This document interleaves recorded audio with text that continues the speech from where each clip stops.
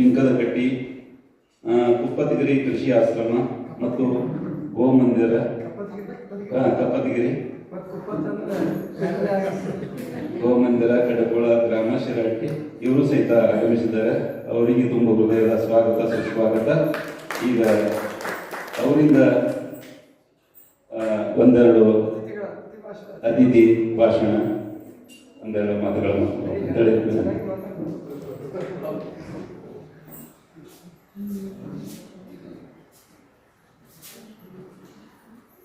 ಪೂಜ್ಯ ಸ್ವಾಮೀಜಿಯವರ ಪಾದಗಳಿಗೆ ನಮಸ್ಕರಿಸಿ, ನಾನು ಇವತ್ತು ಮಾತನಾಡಕ್ಕೆ ಬಂದಿಲ್ಲ. ಸ್ವಾಮೀಜಿಯವರ ಆಶೀರ್ವಾದ ತಗೊಂಡು ನಮ್ಮ ಕರೋಶಿಯವರ ಉಪನ್ಯಾಸ ಕೇಳ್ಕೊಂಡು ಅಂತ ಬಂದಿನಿ.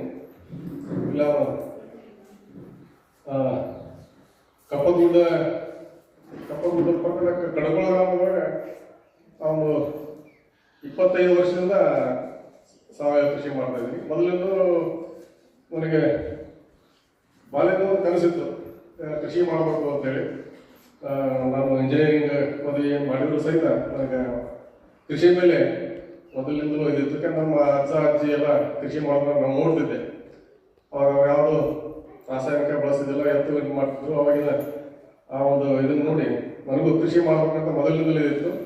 ಅವಾಗ ನಮ್ಗೆ ಕರುಶಿಯವ್ರ ಜೊತೆ ಕುಂದರ್ಸಿ ಹಿಂಗೆ ಹೇಳೋದು ಬರ್ತಿದ್ದಿಲ್ಲ. ಯಾವುದೋ ಬುಕ್ ನೋಡಿದ್ವಿ, ಬುಕ್ ನೋಡಿ ಕೃಷಿಯನ್ನು ಪ್ರಾರಂಭ ಮಾಡಿದ್ವಿ. ಅವಾಗ ನಾರಾಯಣ ರೆಡ್ಡಿ ಅಂತ ಇದ್ರು, ಅವ್ರನ್ನ ತಿಳಿಸ್ಕೊಂಡು ಓದಿದ್ವಿ.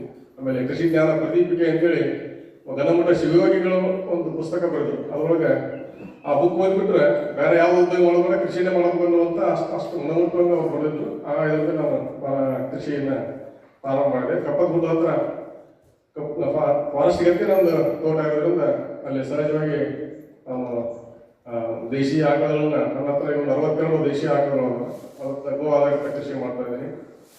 ಒಂದು 15 ಎಕರೆ ಮಾವು ಅದೇ, ಒಂದು 6 ಎಕರೆ ಗೋಡಂಬಿ ಹಾಕಿದ್ದೀನಿ. ಉಳಿದು ಕಬ್ಬು ಇತರ ತರಕಾರಿಗಳನ್ನ ಬೆಳಿತೀವಿ.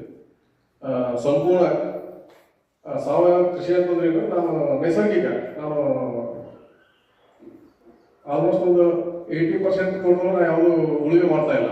ಕೆಲವೊಂದು 20% ಉಳಿವೆ ಮಾಡಿ ಅಲ್ಲಿ ಅರಿಶಿನ, ಕೆಲವೊಂದಿಷ್ಟು ಔಷಧಿಗಳಿಗೆಲ್ಲ ಇಂಥವೆಲ್ಲ ಹಾಕಕ್ಕೆ ನಾನು ಬೆಡ್ ಮಾಡಕ್ಕೆ ಸಲ ಅಂತೆಲ್ಲ ಮಾಡ್ತೀನಿ. ಉಳಿದು ಮಾವಿನೊಳಗೆ ಯಾವುದೇ ರಾಸಾಯನಿಕವನ್ನು ಬಳಸದೆ ಒಂದು 20-25 ವರ್ಷದೊಳಗೆ ಪ್ರತಿ ವರ್ಷ ಒಂದೊಂದು ಪಾಠ ಕಲ್ಕೊಂತ ಬಂದೆ.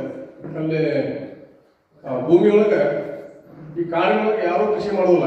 ಅಲ್ಲಿ ಎಲ್ಲ ಗಿಡಗಳು ಆರೋಗ್ಯವಾಗಿರ್ತಾವ, ಯಾವುದೂ ಡೆಫಿಷಿಯನ್ಸಿ ಇರೋದಿಲ್ಲ.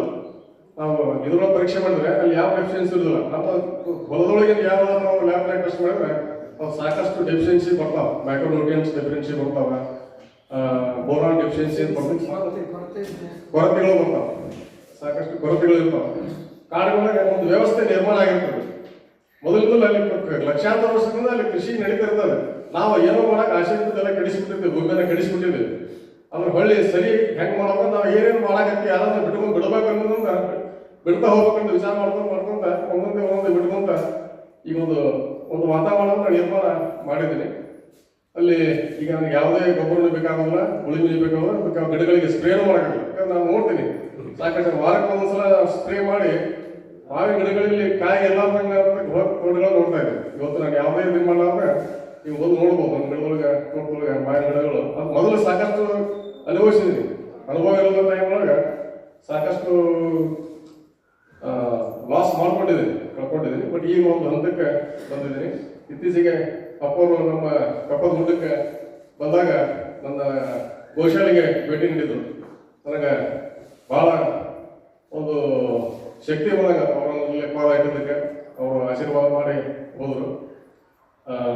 ಮತ್ತು ನನಗೆ ನನ್ನ ಇಲ್ಲಿಗೆ ಕಪ್ಪದ ಗುಡ್ಡದ ಸ್ಟೋರಿಯಲ್ಲಿ ಕಳಿಸಿದ್ದಕ್ಕೆ ಕರೆಸಿ ನನಗೆ ಆಶೀರ್ವಾದ ತಗೊಳ್ಳಕ್ಕಂತ ಬಂದಿದ್ದೀನಿ. ಮತ್ತು ನಮ್ಮೆಲ್ಲರನ್ನೂ ಭೇಟಿಯಾಗಿ ಒಂದು ಅವಕಾಶ ಸಿಕ್ತು. ನಾನು BA ಆಟೋಮೊಬೈಲ್ ಓದಿದ್ದೆ. ಆದರೂ ನಮ್ಮ ತಂದೆಯವರು ಇಂಜಿನಿಯರ್ ಇದ್ರು. ಬಟ್ ನಮ್ದಾಗ ಮನೆಯೊಳಗೆಲ್ಲ ನಮ್ಮ ಅಜ್ಜ ಅಜ್ಜಿಯವರು ಭಾಳ ಕಷ್ಟಪಟ್ಟು ಕೃಷಿ ಮಾಡ್ತಾ ಇದ್ರು. ಯಾವ ಥರ ಅಂದ್ರೆ ನಮ್ಮ ಅಜ್ಜ ಭಾಳ ತಾನೇ ಗಳೆ ಹೊಡೆದು ಬಿತ್ತಿ ತಾನೇ ಕಳೆ ಹೊಡೆದಿದ್ದ. ಅಷ್ಟಕ್ಕೆ ಕಷ್ಟಪಟ್ಟು ಕೃಷಿ ಮಾಡ್ತಿದ್ರು. ಮತ್ತು ಪ್ರತಿ ದಿವಸ ನಾನು ನೋಡ್ತಿದ್ದೆ 4 ಗಂಟೆಗೆ ಹೇಳೋರು. ಬೆಳಿಗ್ಗೆ ದಿನಚರಿ 4 ಗಂಟೆಗೆ ಪ್ರಾರಂಭ ಆಗ್ತಿತ್ತು. ಅವಾಗ ಬೆಳೆ ಕರೆಯುವಾಗ ಬೆಳೆ ಹೊಲಾಗಿರ್ತಿದ್ವು. ಆ ಥರ ಒಂದು ಕೃಷಿ ಮಾಡ್ತಿದ್ರು. ಅವನ್ನ ನೋಡಿ ನನಗೆ ಒಂದು ತೋಟ ಮಾಡೋದು ಅಂತ ಭಾಳ ಆಗಿತ್ತು ಮೊದಲಿಂದಲೂ. ಅದ್ರ ಸಲುವಾಗಿ ನಾನು ಕಬ್ಬ ತೋಟ ಹತ್ರ ನನ್ನ ಒಂದು ಹೆಚ್ಚಿಗೆ ಉಳುಮೆ ಮಾಡಲಾದಂಥ ಒಂದು ಕಾಡಿಗೆ ಹತ್ತಿರದಂಥ ಒಂದು ತೋಟವನ್ನು ಸೆಲೆಕ್ಟ್ ಮಾಡ್ಕೊಂಡೆ. ಅಲ್ಲಿ ಸದ್ಯಕ್ಕೆ ನನಗೆ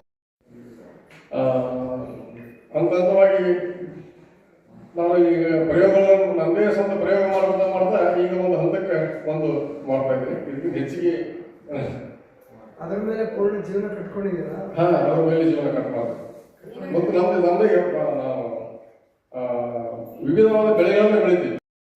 ನಾವು ದರಿದ್ರಿ ಕೃಷಿ ಪರಿವಾರ ಅಂತ ಹೇಳಿ ಅದರ ಮುಖಾಂತರ ನಾವೊಂದು ಸಣ್ಣ ರೈತರ ಗುಂಪು ಮಾಡ್ಕೊಂಡಿದ್ದೇವೆ ಗದಗ ಜಿಲ್ಲೆಯೊಳಗೆ. ಅದರಿಂದ ಬೇರೆ ಬೇರೆ ದೇಶದ ಬೇರೆ ಬೇರೆ ಕಡೆಗೂ ನಾವು ನಮ್ಮ ಉತ್ಪನ್ನಗಳನ್ನ ಕಳಿಸ್ತೀವಿ. ಈಗ ಉದಾಹರಣೆಗೆ ನಮ್ಮ ಮಾವು ನಾನು ಈಗ ಹೆಚ್ಚಾಗಿ ಗುಜರಾತ್ ಅಹಮದಾಬಾದ್ಗೆ ನಾನು ಹೆಚ್ಚಿಗೆ ಒಂದು 80% ಮಾವು ಅಲ್ಲಿಗೆ ಕಳಿಸ್ತಾ ಇದ್ದೀವಿ. ಯಾಕಂದ್ರೆ ಅಲ್ಲಿ ಕೆಲವೊಂದಿಷ್ಟು ನಮ್ಮ ಗ್ರಾಹಕರು ಮೊದಲಿಂದ ಅಲ್ಲಿ ಹಂಗೆ ಅವರಿಗೆ ನಮಗೆ ಸಂಪರ್ಕ ಬಂತು.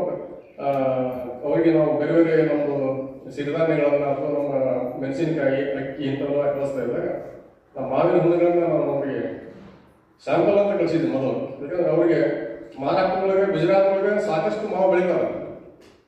ಎಕ್ಸ್ಪೋರ್ಟ್ ಕ್ವಾಲಿಟಿ ಮಹಾರಾಷ್ಟ್ರ ಒಳ್ಳೆ ಮಾವು ಬೆಳೀತಾರೆ. ನಾನು ಸ್ಯಾಂಪಲ್ ಅಂತ ಕಳಿಸಿದ್ದೆ.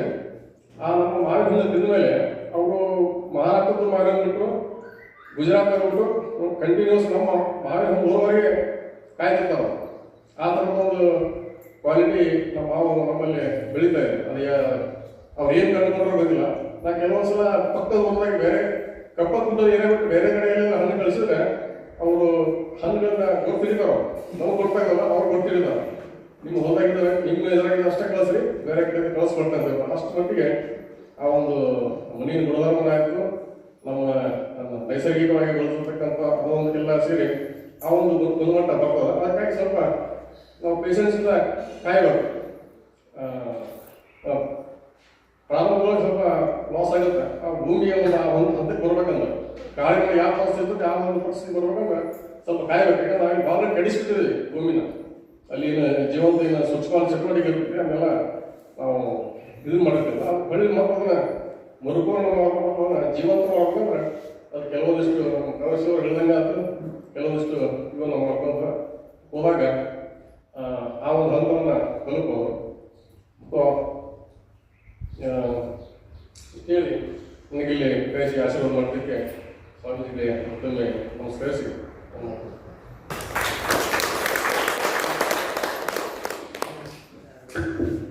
ಕೋಟಿ ವಿದ್ಯೆಗಿಂತಲೂ ಮೇಟಿ ವಿದ್ಯೆ ಮೇಲು ಎನ್ನುವ ಹಾಗೆ ಇಂಜಿನಿಯರಿಂಗ್ ವಿದ್ಯಾರ್ಥಿ ಆದರೂ ಸಹಿತ ಅವರು ಸಾವಯವ ಕೃಷಿ ಮಾಡಿ ಒಂದು ಬರಡು ಭೂಮಿಯಲ್ಲಿ ಇವತ್ತ ಉತ್ತಮವಾದಂಥ ಮಾವು ಅನೇಕ ವಿವಿಧ ಬೆಳೆಗಳನ್ನು ಬೆಳೆದು ಇವತ್ತ ಬಂಗಾರದ ಅಂಶೊಳಗೆ ಇವತ್ತು ಅವರು ಸಾಧ್ಯ ಆಗ್ಯದ. ನೋಡ್ರಿ, ಅಂತ ಬರಡು ಭೂಮಿಯಲ್ಲಿ ಇಷ್ಟೆಲ್ಲ ಒಂದು ಸಾಧನೆ ಮಾಡಿದಂಥವ್ರು ಅಂದ್ರೆ ಒಂದು ಅವರಿಗೆ ಈ ಸಂದರ್ಭದಲ್ಲಿ ಅನಂತ ಧನ್ಯವಾದಗಳು. ಈಗ ಕಪ್ಪದ ಗುಡ್ಡಕ್ಕೆ ನಮ್ಮೆಲ್ಲರೂ ನಾನು ಒಮ್ಮೆ ಆಹ್ವಾನ ಮಾಡ್ತೀನಿ. ಎಲ್ಲರೂ ಒಮ್ಮೆ ನಮ್ಮ ಕಪ್ಪದ ಗುಡ್ಡಕ್ಕೆ ಬಂದು ನಮ್ಮ ತೋಟಕ್ಕೂ ಒಮ್ಮೆ ಸಂದರ್ಶನ ಮಾಡಿರ್ತೇನೆ. ನಾನು ಅವರು ಮಾಡಿದಂಥ ಸಾಧನೆಯನ್ನು ಒಮ್ಮೆ ಎಲ್ಲರೂ ಅವಲೋಕನ ಮಾಡಿರಂತೇಳಿ ಈ ಸಂದರ್ಭದಲ್ಲಿ ಹೇಳಿದರೆ ಅವರಿಗೆ ಅನಂತ ಧನ್ಯವಾದಗಳು.